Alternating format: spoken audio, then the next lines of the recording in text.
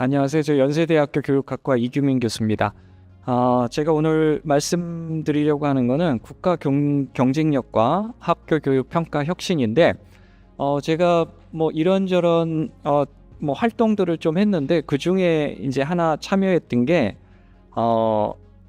국가 경쟁력 정책 협의회라는 모임입니다. 그러니까 이거는 국가 수준에서 우리나라가 어떻게 경쟁력을 확보할 것인가를 논의하기 위해서 각 부처, 주요 부처 차관들이 이제 위원으로 참여를 하고요.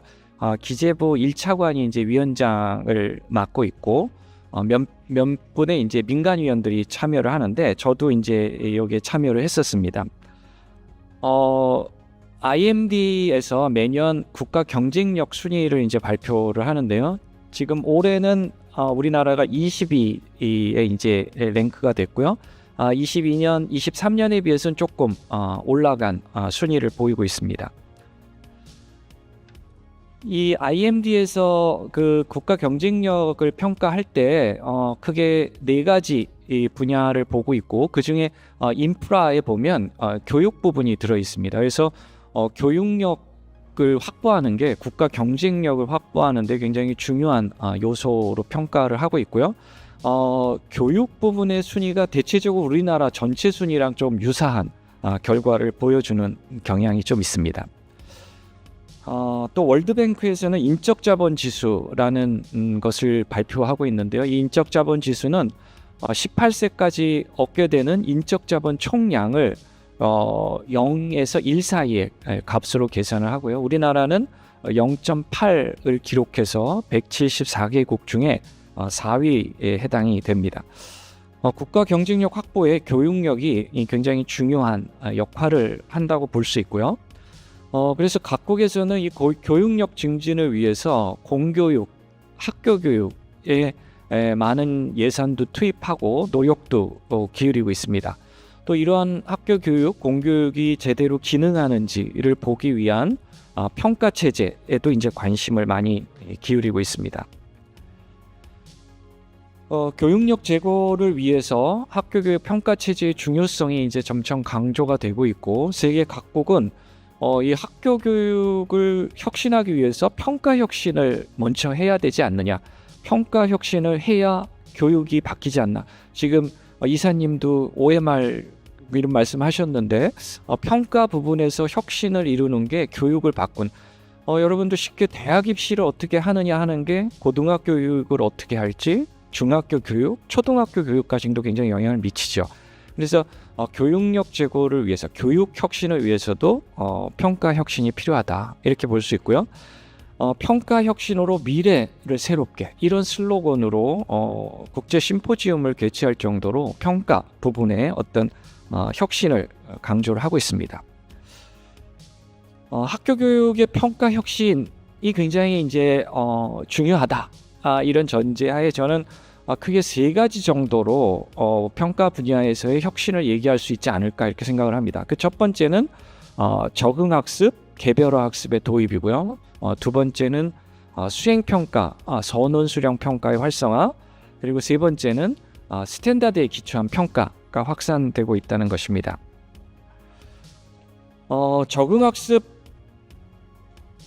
개별화 학습은 지금 그림에서 보시는 것처럼 우리가 보통 교육의 3요소를 교수자, 학습자, 교육 내용, 이렇게 얘기를 하죠. 지금 모형의 좌측에 보시면 학습자 모형, 교수 모형, 영역 모형이 있고요. 그리고 그 다음에 이제 적응적 학습 활동, 이렇게 제시가 되어 있는데, 기존에는 선생님이 교재를 가지고 학생을 가르치는 뭐 이런 형태였다면, 이제는 학생의 수준에 맞춰서 교육이 이루어지는, 적응적으로 학습이 이루어지는, 그래서 adaptive learning 또는 intelligent tutoring system, 이런 얘기를 하는데, 학생이 이 학습 활동을 한 다음에 거기서 자료 수집을 합니다. 그래서 학생이 어떤 것을 학습했고 못했는지, 이런 것들을 분석을 하고 환류를 하는 거죠. 그래서 학생이 아직 학습이 덜 된 부분에 대해서 학습 내용도 제공을 해주고, 새로운 학습 방법도 쓰고, 이게 순환적으로, 좀 박스 안에 있는 게 순환적으로 이루어지는, 그래서 이제 적응학습이라는 얘기를 합니다. 지금 디지털 교과서가 도입이 되고 있는데 이 디지털 교과서에서 지향하고 있는 모습도 어떻게 보면 지금 적응학습, 개별화학습 방향을 지향하고 있다, 이렇게 볼 수 있겠습니다. 이 중에서 지금 박스 안에 있는 자료를 수집하고 분석하고 환류하는 이런 부분이 이제 평가 부분이 되겠습니다. 그래서 여기서 특히 요즘 강조되는 게 컴퓨터 어댑티브 테스트가 이제 강조가 되고 있습니다. 컴퓨터 적응 검사는 모든 피험자가 동일한 문항으로 검사를 시행하는 게 아니고 피험자의 응답에 따라서 문항이 선정되는 것입니다. 그래서 학생이 정답을 하면 그 다음에 더 어려운 문항이 제시가 되고 오답을 하면 더 쉬운 문항이 제시가 돼서 검사 구성이 학생의 능력을 측정하기에 모두 적합한 문항들로만 구성이 되는, 그래서 흔히 이제 맞춤 검사 이렇게 부르기도 하고요. 이 컴퓨터 적응 검사의 어떤 그 기본적인 형태를 보면 문항 반응 모형, 학생들이 문항에 어떻게 반응했는가 하는 모형이 있어야 되고요.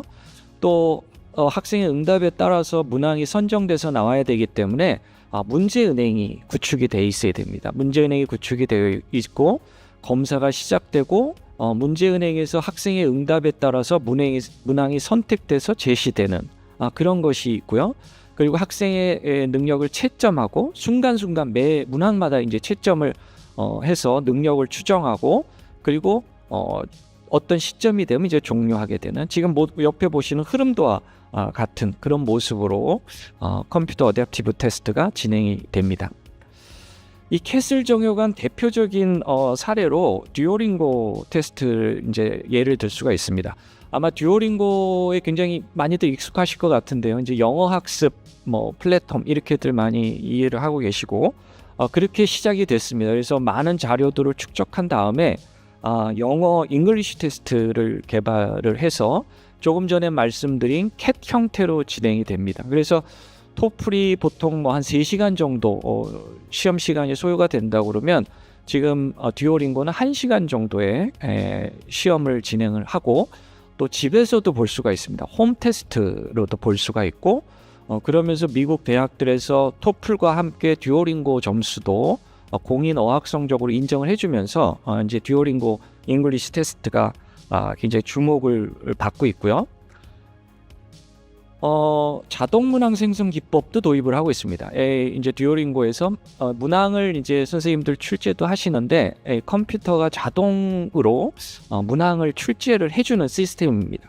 이것도 도입을 해서 자연어 처리 방법 이런 것들을 적용해서 자동 문항 생성을 하는 기법을 지금 도입을 하고 있고요.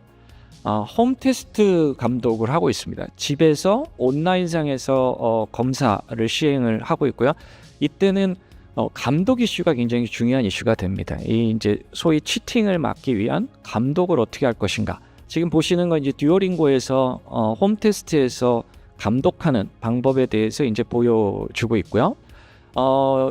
그 토플도 이제 듀오링고가 이렇게 발전하다 보니까 토플에서도 홈 에디션 검사를 만들어서 지금은 이제 시행을 하고 있습니다.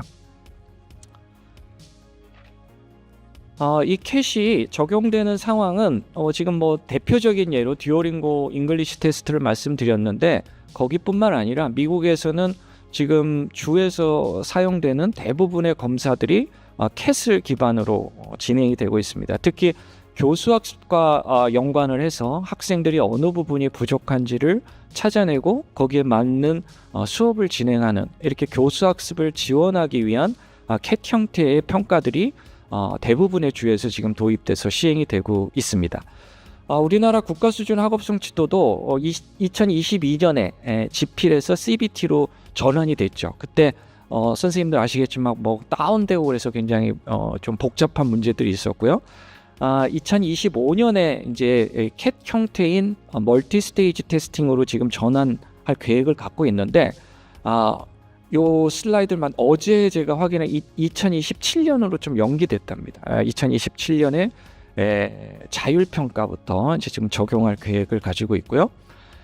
저희가 한국어 능력 시험 이제 토픽이라는 시험이 있는데 토플과 같이 한국어 능력을 측정하기 위한 시험인데 이 시험이 디지털화되고 조금 전에 말씀드린 듀오링고 잉글리시 테스트를 모델로 해서 홈 에디션 검사로 지금 전환이 되고 있습니다. 이 이제 사업자 선정을 지금 진행을 하고 있습니다. 지금 이게 이제 하나의 그 동향이다 이렇게 말씀을 드릴 수 있을 것 같고요. 두 번째 평가 혁신의 방향은 수행 평가랑 선원 수령 평가가 이제 활성화되고 있다 이렇게 말씀드릴 수 있을 것 같습니다. 4차 산업혁명 시대 얘기를 많이 하는데 4차 산업혁명 시대에 요구되는 역량들이 기존과는 많이 다른 역량들을 요구를 한다는 거죠.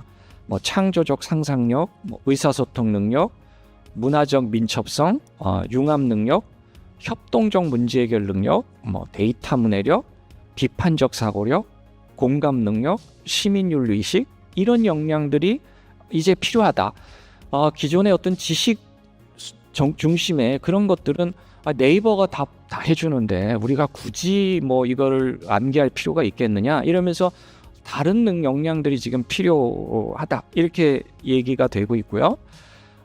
이러한 역량들에 맞는 새로운 어떤 교육과 교육 체제가 필요하고 이러한 것에 맞는 평가 체제도 논의가 필요하다는 것입니다.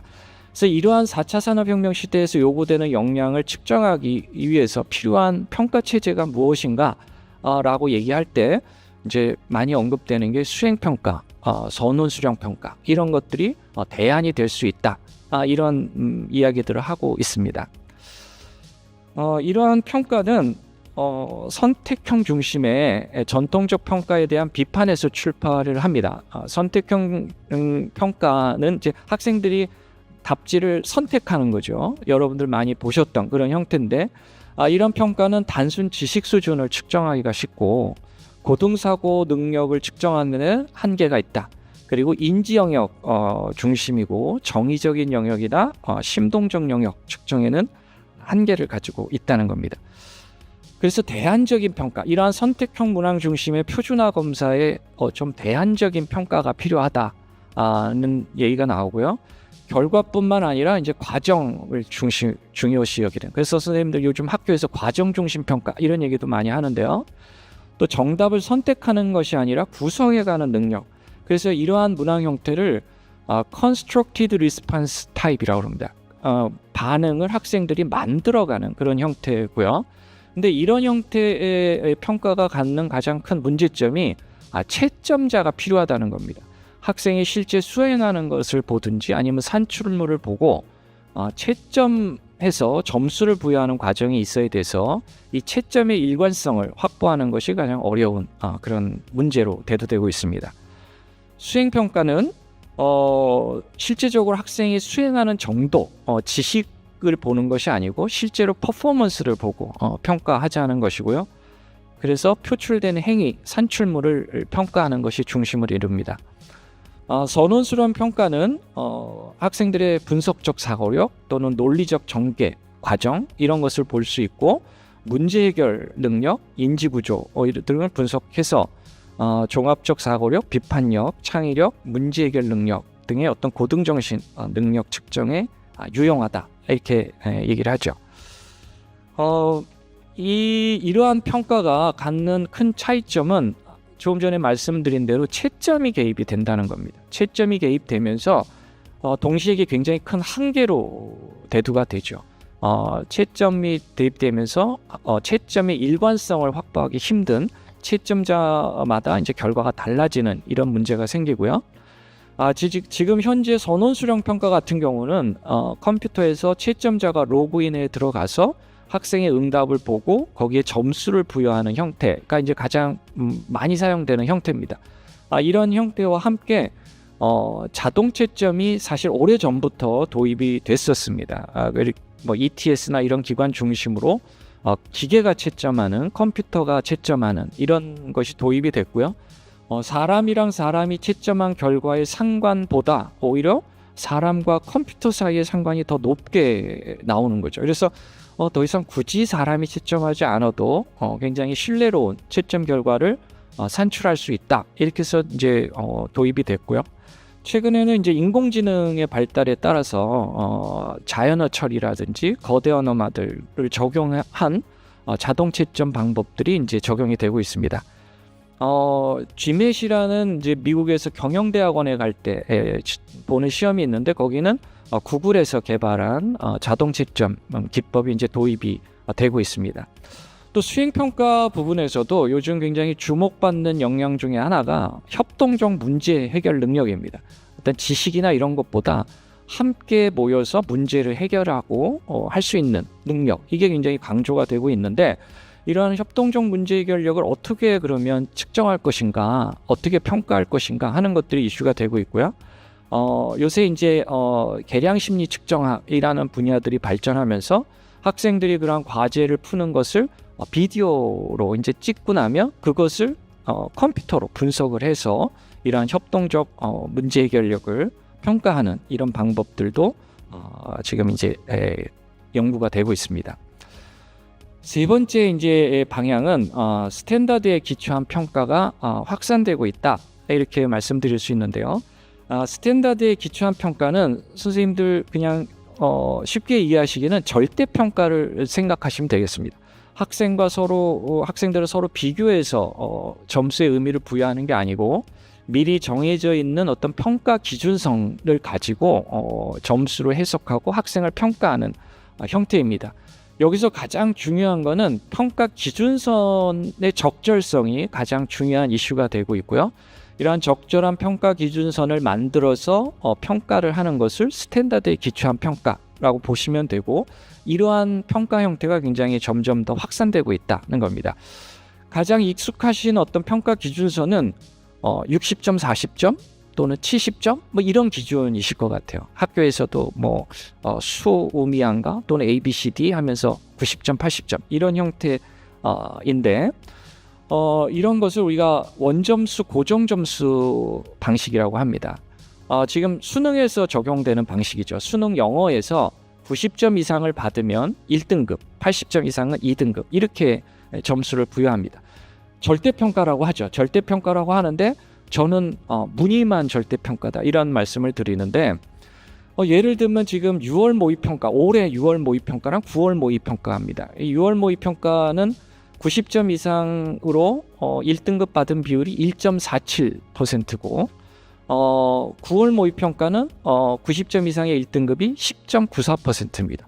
그러니까 3개월 사이에 학생들의 역량이 이렇게 크게 변화된 것인지, 그게 아니고 이제 난이도 차이겠죠. 근데 우리가 이렇게 스탠다드에 기초한 평가를 하는 이유는 1등급에 있는 학생들이 무엇을 알고 있고 어떤 역량을 가지고 있고 어떤 것을 할 수 있는지를 확인해서 그런 학생들한테 1등급을 부여한다는 거죠. 그런 의미에서 이렇게 고전점수를 사용하는 것은 그러한 스탠다드에 기초한 평가라고 보기 힘든 측면이 있다, 이렇게 볼 수 있고요.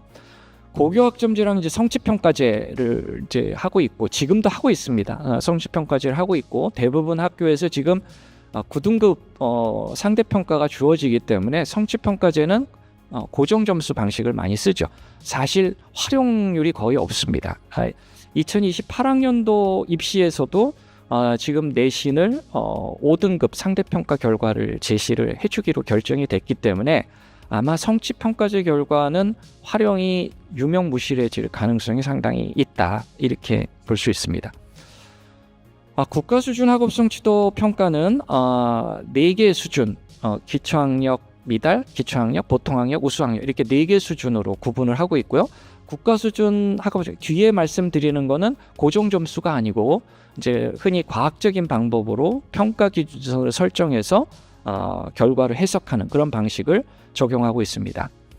서울시에서 이제 서울 학생 문해력 수리력 검사를 작년에 처음 개발을 해서 이제 시행을 하고 있는데 여기서도 4개 수준으로 구분을 하고 있고요. 피사 같은 경우는 총 8개 수준으로 구분이 됩니다. 1수준은 좀 하위 성취 수준으로 보고 있는데 1수준을 3개로 나누고 있고 5수준, 6수준은 상위 수준으로 평가를 하고 있습니다. 토플은 듣기, 읽기, 쓰기, 말하기, 언어 시험이 보통 4개의 영역을 이제 포함을 하고 있고요. 각 하위 영역별로 30점으로 이제 점수를 내서 총점 120점으로 이제 점수를 산출하는데 하위 영역별로는 이 듣기 읽기 같은 경우는 4개 등급으로, 말하기 쓰기는 5개 등급으로 나누어서 점수를 제공해 주고 있습니다. 이 적절한 평가 기준선을 설정한다는 것이 굉장히 중요한 이슈가 되고 있고요. 다양한 방법들이 있습니다. 여기서 보시는 방법 중에 제일 처음에 있는 엔가프 방법이랑 5번째 있는 북마크 방법이 가장 많이 활용된, 전 세계에서 이 기준을 설정하는 방법의 한 90% 이상이 이 2가지 방법을 쓰신다고 보면 되고요. 우리나라 지금 말씀드렸던 예시나 또 외국의 경우에도 이러한 방법을 통해서 수준을 설정하고 스탠다드에 기초한 그런 평가를 진행하고 있다, 이렇게 보실 수 있겠습니다. 예, 제가 이제 크게 3가지로 적응학습, 개별화학습 도입, 또 수행평가, 선호수령평가의 활성화, 스탠다드에 기초한 평가가 확산되고 있고, 이런 것이 학교 교육에서 평가 혁신의 방향이다, 이렇게 말씀을 드렸고, 이런 평가 혁신을 통해서 학교 교육이 혁신되고, 그것이 교육력 증진, 또 우리나라 국가 경쟁력을 확보하는 그런 방안이 되지 않을까, 그렇게 생각을 합니다. 예, 자, 발표는 여기서 마치도록 하겠습니다. 감사합니다.